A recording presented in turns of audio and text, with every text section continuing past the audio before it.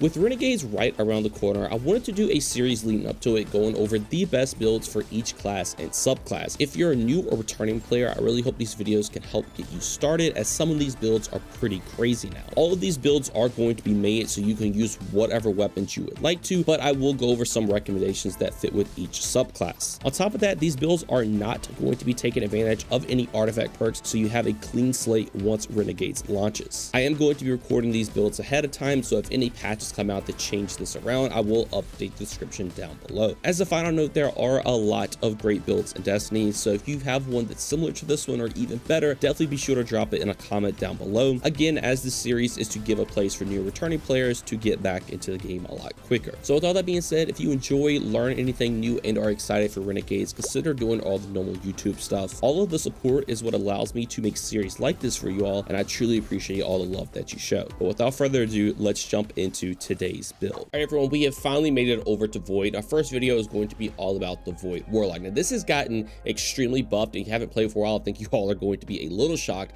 but the premise of this build is we're going to be using Controversial Hold that has the exotic perk Chaotic Exchanger. Resist incoming damage while charging your Void Grenade with Chaos Accelerant, charge Void Grenades, return grenade energy on hit, and apply Weaken. So as you see, as I just read, Controversial Hold itself also got a buff with this build. Now, every single time you hit an enemy with a grenade, it's going to apply Weaken, which is very, very strong. It will still do everything else that I did before, so you're still going to be able to spam grenades. And also, don't sleep on the resist that you get when charging the grenade, because you can actually become pretty tanky while you're doing so. But the main thing is your Controversial Hold can now make your grenades apply Weaken, which can free up fragment slots. And talking about fragment slots, let's actually jump into the subclass. And first off, we are going to be taking Controversial Hold because we kind of have to with this build, but this is just going to make it so you can charge grenade up, and it's going to do a bunch of different stuff depending on what grenade you're running. Now, straight up, Axie Bolt is probably going to be your best bet, but scatter grenades are very good now. All of these got buffed. Vortex Grenade also got a buff. It's very strong. I know you typically ran this with Vortex Grenade, but in all honesty, out of everything I've used, I have definitely liked Axiom Bolt the best. So as you see here now, if you have Chaos Accelerant charge, your Axiom Bolts are actually going to blow up twice, which is really nice, and send out a bunch of Seekers, and these Seekers do a ton of damage, make them one-shot things and even harder content, and it's just very, very good for Ad Clear. Now, if you were curious about what the other things do, Vortex Grenade is now actually going to constantly just suck enemies in over and over, which is really good for Ad Clear because, again, they just keep kind of getting sucked in, and you're applying Weaken with Controversial Hold. It is still very, very good. Again, you can kind of just use whatever you would like to. And then finally, for Scatter Grenade, they essentially have just buffed the tracking on it, and Scatter Grenade is honestly very, very good now too. It can do a ton of single target damage. Basically, things just track super easily now, as you see there, like every scatter grenade hit, and that can do a chunk of damage as well. Now, the other thing you can also play into is also going to be Magnetic Grenade, Spike Grenade, all the other grenades. You can get Handheld Supernova, which is also very, very good too. But if you didn't see from me throwing those grenades, Chaos Accelerant also has one more thing, and my camera's kind of covering up, but it grants an additional grenade charge. Now, I cannot stress just how good this is. So if we just throw Axiom Bolt back on here, we can essentially have 2 grenade charges now.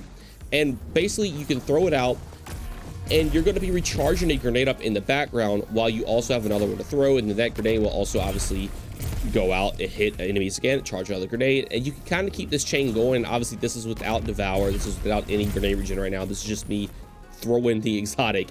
As you see, you can spam grenades already as it is, and it only gets better once you jump further into the subclass. And one of the main ways you can improve this is actually going to be from Defeat the Void. So defeating a target with a Void ability to activate Devour. Your Devour effects are improved, restoring additional health and grenade energy. So I think we all know Devour is legitimately one of the strongest things in the game, but with Feed the Void, you will heal to full on every single kill. You're going to get additional grenade energy. When you pair that additional grenade energy on top of what Controverse is already doing, because again, your grenades from Controverse are going to kill enemies, that will proc Devour. You're going to get grenade energy back from the grenade kills and the grenade hits, and it's going to let you just spam grenades over and over again. No matter what grenade you choose to use, this is going to work extremely well. But if you really want to just focus on getting kills with grenade, I would definitely recommend Axiom Bolt or Scatter Grenade, but Vortex Grenade can obviously still get the job done too, and Handheld Supernova is good as well. But since we've been talking about all the grenades, let's actually just talk about the abilities now. Now, you can only take Pocket Singularity, but this has also gotten buffed, and as you saw,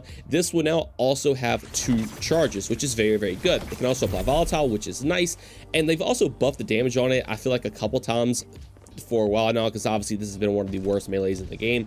But you can basically just have this to push enemies away if someone's rushing you. It is very, very nice. And again, you have 2 charges, so you just kind of have 2 little push away it's in your back pocket, which is super cool. Now, for your other ability, you can either run Healing Rift or Empowering Rift. Empowering Rift has also gotten buffed for every class, not just Void, but you can actually get increased ability regen, which is nice if you would like that, but I just kind of take Healing Rift for survivability, but you don't need it too much because you do have Feed the Void. Now, for your super, I just like to run Nova Bomb. I typically run Cataclysm over Vortex, but honestly don't think it matters too much. If you want to run Nova Warp, you can as well, because you will get it a lot faster since it is a roaming super, but Nova Bomb is just a pretty solid super. It's nothing crazy, but it's just good damage. Now, for the fragments, I'm going to be completely honest with you here. Now that you don't have to take Echo of Undermining because of Controversial Hold, it frees up so much space. You can kind of run whatever you want to, and this build's still going to be very good, but what I choose to run is going to be Echo of Harvest. So defeating weakened targets creates an Orb of Power and a Void Breach. So as you see here, since your grenades can weaken now, essentially your Axiom Bolts or whatever grenade you choose can go out, and you'll make an Orb and a Void Breach, which is nice. These obviously do have a cooldown, but when they're all cooldown, you're obviously going to be able to make them every single time because your grenades are always going to be getting kills. And this is just super good. You get class ability back with Void Breaches. Making orbs is also obviously very good. As you see, we're still at double grenades here. Now, the next fragment is actually going to be Echo of Explosion. So Void ability Final Blows cause targets to explode. This helps out a lot with ad clear if you are taking a build for your grenades to kill enemies. So essentially, you can just get kills, everything's going to blow up, and the explosions actually do a decent amount of damage. Obviously, things weren't really grouped up there and the grenades killed them, but they can do actually a pretty solid amount of damage. Now, these 2 fragments are the only ones I would say are kind of the must runs with this build. The other ones are honestly totally up to you. I like to run Echo of Remnant, so your lingering grenade effects, Vortex Grenade, Void Wall, Void Spike, and Axiom Bolt have increased duration. This is nice because if you do take another grenade, it'll just last a little longer, but it also makes the Axiom Bolts kind of just be able to track people further if someone is kind of running away. It's not too crucial for Axiom Bolt, if I'm being completely honest, but it is nice just so you know your Axiom Bolt will secure a kill even if somebody is far away, which is very, very good. Now, for the final fragment, I just like to run Echo of Obscurity, so finish round blows, great invisibility. This is just kind of nice for survivability. Now, again, you can literally swap this out for whatever you want to. If you want to run Echo of Dilation because it gives weapons and super, that's good. Obviously, the perk on it's really not that good, but if you want to run something like Echo Cessation to make enemies volatile, when a finisher, you can. If you want to run Vigilance, get Overshield. If you ever get weak, you can. If you want to run Instability, so you can get volatile rounds with Void weapons, again, these builds are kind of crafted to not have to run a specific weapon, but if you are running a Void weapon, this is obviously going to be very good to take, and I probably would take it over Echo of Obscurity, but that's, again, only if you are running a Void weapon. But that's kind of the beauty of this build. You really don't have to worry about it too much. They buffed it so much to a point where you can kind of just put on whatever you want. And as you see, the double Axiom Bolt pulses, like, it is just absolutely disgusting.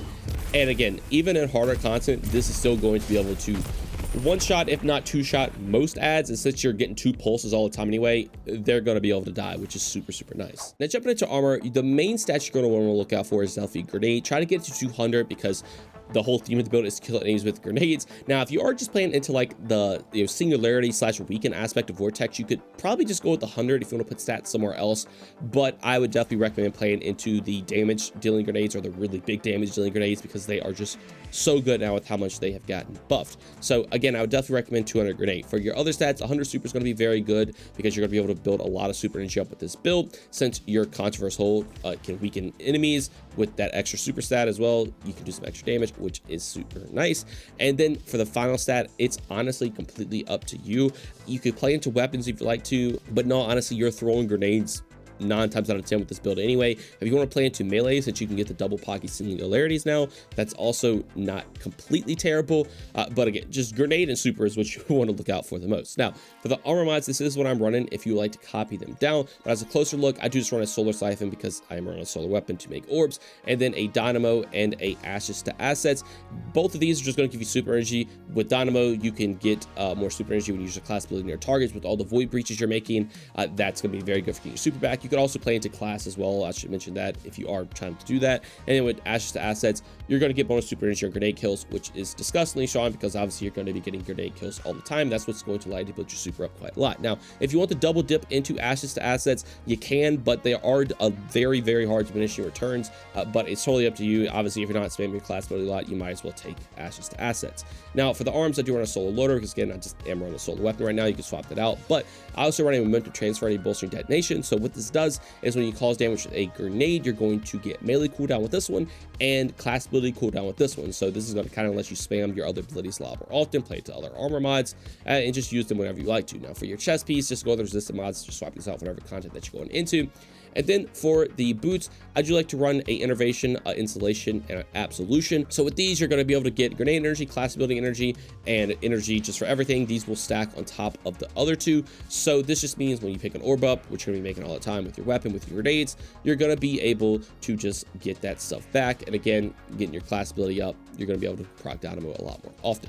Now, for the final thing, I like to just run Powerful Attraction, Proximity Ward, Special Finisher. Again, the Holy Trinity, you're going to see this a lot in my videos, but you can pick orbs up around you when you throw your class ability down. Proximity Ward, you can Aura Shield when you go for a finisher. And then Special Finisher, since you're going to have Armor Charge max all the time, you're just going to get Special Ammo to just be able to use your Special Ammo more, which is very, very good. And since I've kind of talked about class a lot with all these mods, honestly, maybe I would recommend trying to get to 100 class if you can. So 200 grenade, 100 super, 100 class is probably going to be your best way to go. Now, talking about weapons for this build, again, these are crafted to just run whatever you want to. So I have met Retrograde a year to Apex, the current meta in the game right now, but just kind of showing these off because again, you can literally put anything on. Nothing is kind of locking you down to make you have to run something specific, other than obviously if you know there's artifact perks and some champions you got to deal with.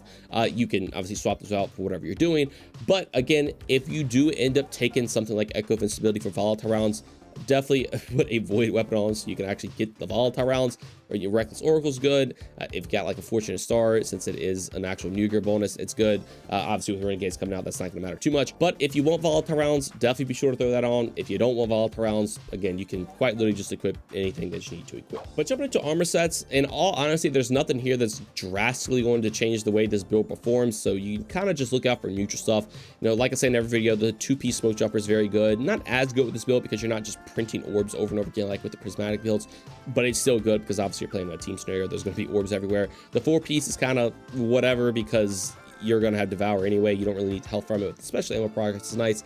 If you're running kinetic weapons, you can run tech set. You know, if you know 2-piece trials, you can heal on ammo pickups, which is nice. If you like any specific weapon, you can obviously just throw on anything that is related to that. The Aeon adapter is obviously also going to be good for the decreased air effect damage if you are running something like Mint Retrograde, which is super, super good. It's totally up to you. Just kind of take the neutral stuff, whatever you like or whatever kind of fits into what you're using, and you're going to be good to go. It's kind of the beauty of it. You're not really locked down to anything. And then for the final part of the build, this is the Transmog I am running. I actually went for a very different themed look here. I tried to go for like if the Guardian was getting like taken over by the Void. I don't know why the Void is like a fungus type thing here, but overall I think it turned out looking pretty cool. We have like the dark theme look going on for Void, but then he's kind of just getting overran. I took advantage of some of the Edge Fade ornaments, the ornaments from Ash and Iron, some of the Taken armor, some of the Halloween armor. Overall, I do think it turned out looking pretty cool. So if you want to make your Warlock look like this, definitely be sure to copy it down, and the Hunter and Titan are also going to have the same theme as well. But all right, that is going to do it all for the updated Voidwalker build. I know a lot of y'all have liked Controverse pretty much throughout the whole lifespan of Destiny at this point, or at least since Forsaken. So if you haven't seen these buffs, if you haven't played around with them, you are absolutely going to love them. Having the double grenade charge is nice. Even the double melee is super nice. The grenades just doing giga things now, just insane amount of damage, crazy utility, that it is just so much fun. I would argue Voidwalker has actually risen to be one of the best in-game builds in the game. Now, it's definitely not the best because you still have Nova Bomb being a little lackluster in my opinion. If they end up buffing the supers, I could honestly see it being a disgusting Warlock meta.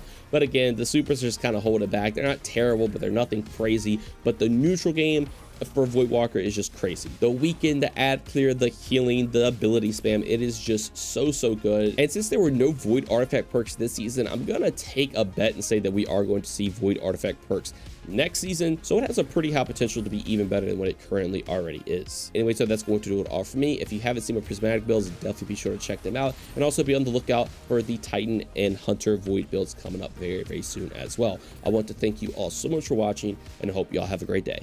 Peace.